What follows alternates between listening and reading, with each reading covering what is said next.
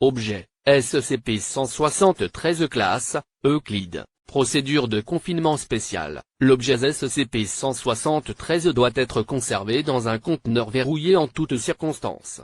Lorsque des membres du personnel doivent entrer dans la chambre de confinement de SCP-173, ils doivent systématiquement être un minimum de 3 personnes et la porte doit être immédiatement reverrouillée derrière eux.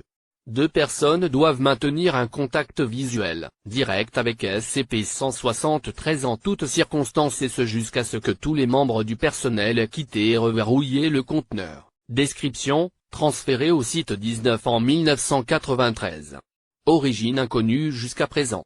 Il est constitué de barres d'armature et de béton comportant des traces de peinture aérosol de marque Krylon. SCP-173 est animé et extrêmement hostile.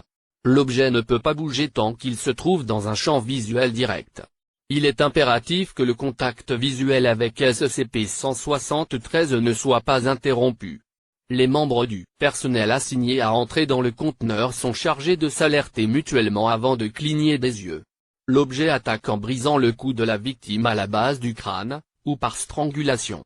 Dans le cas d'une attaque, le personnel doit respecter les procédures de confinement de classe 4 concernant les objets dangereux. Le personnel a rapporté avoir entendu des bruits de grattement provenant de l'intérieur du conteneur lorsque personne n'est présent à l'intérieur. Ceci est considéré comme normal et toute modification de ce comportement doit être signalée au superviseur de l'ALGE en service. La substance brun rougeâtre sur le sol est une combinaison de matière fécale et de sang. L'origine de ces substances est inconnue. La salle doit être nettoyée selon une fréquence bi-hebdomadaire.